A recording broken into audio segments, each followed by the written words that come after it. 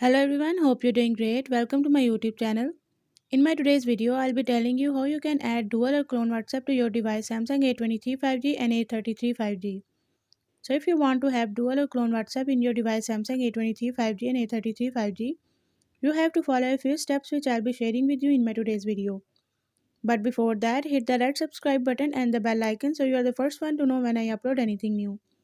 Now watch this video and you will learn how you can add dual or clone WhatsApp to your device.